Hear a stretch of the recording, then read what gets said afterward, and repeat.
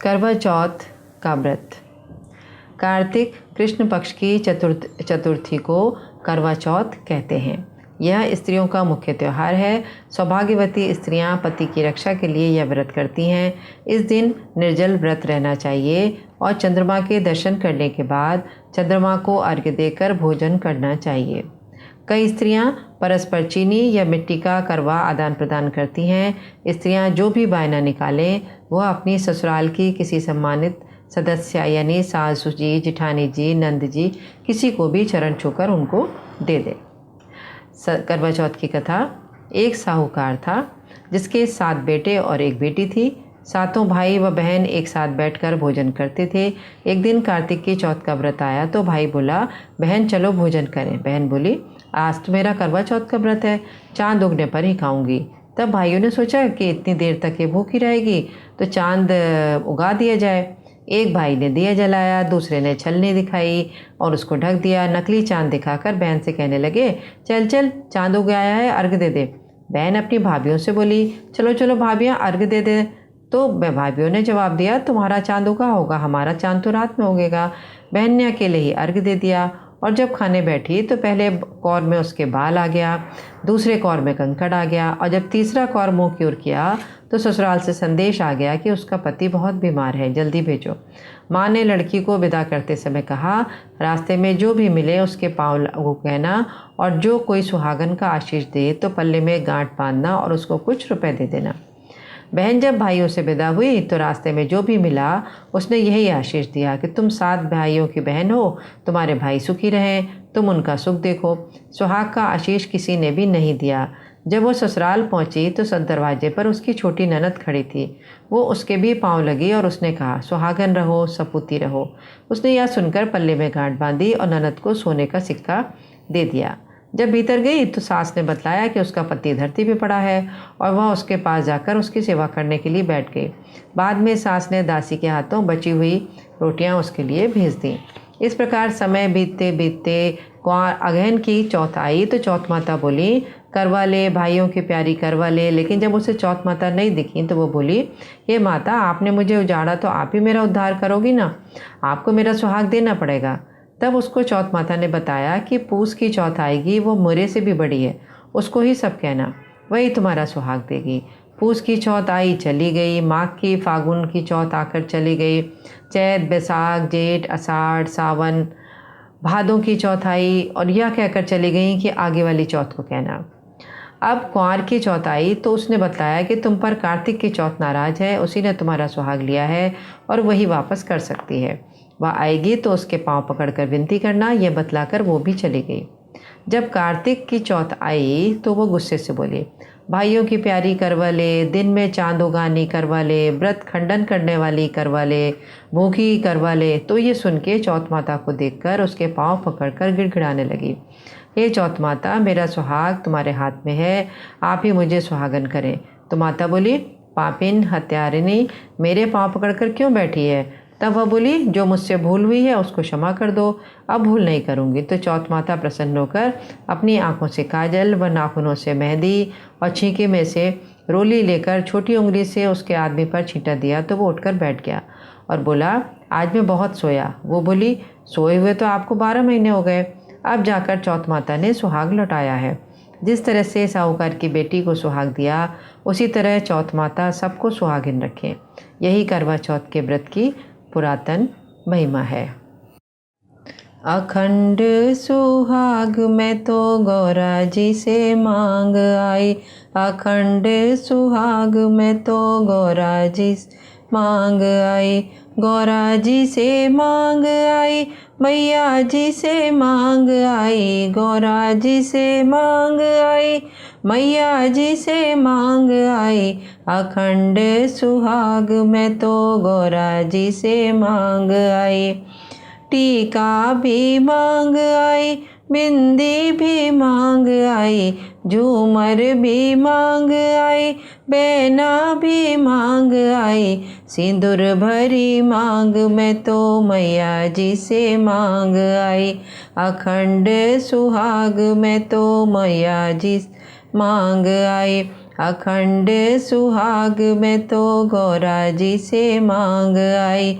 चूड़ियाँ भी मांग आई, दस्ते भी मांग आई, कंगन भी मांग आई, चूड़ियाँ भी मांग आई, मेहंदी भरे हाथ में तो गौरा जी से मांग आई।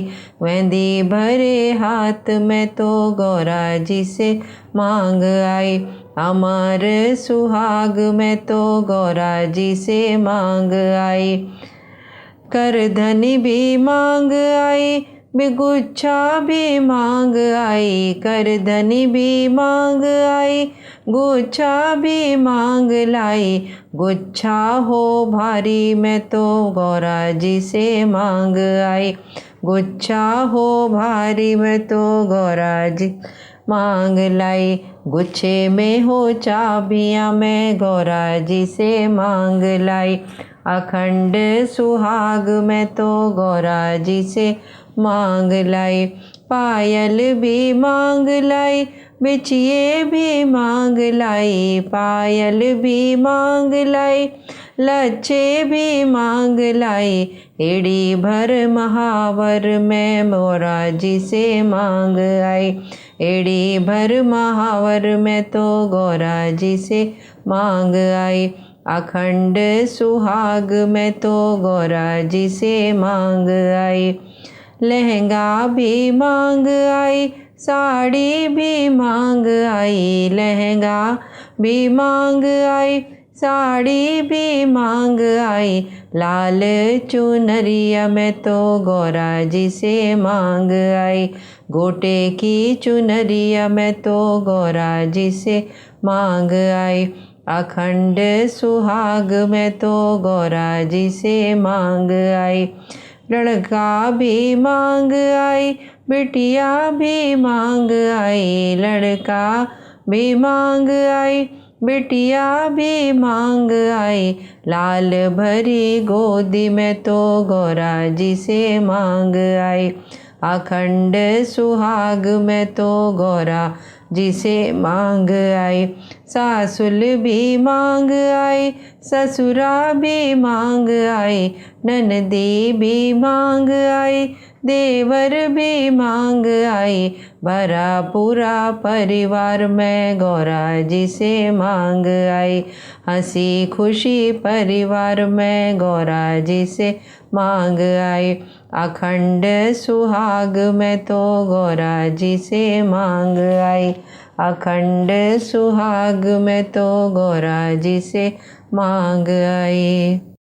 दे दो अपनी पुजारन को वरदान माँ, कि जब तक जियो मैं सुहागन जियो। दे दो अपनी पुजारन को वरदान माँ, कि जब तक जियो मैं सुहागन जियो। मुझसे हो ना जुदा मेरा भगवान माँ, कि जब तक जियो मैं सुहागन जियो। मांग सिंदूर से ये भरी ही रहे, मैं दिन रात तुझसे यही मांगती।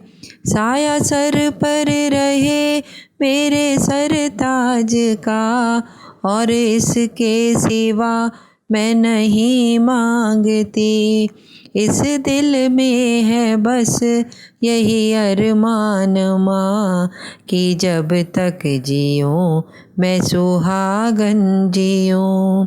दे दो अपनी पुजारन को वरदान माँ, कि जब तक जियो मैं सुहागन जियो।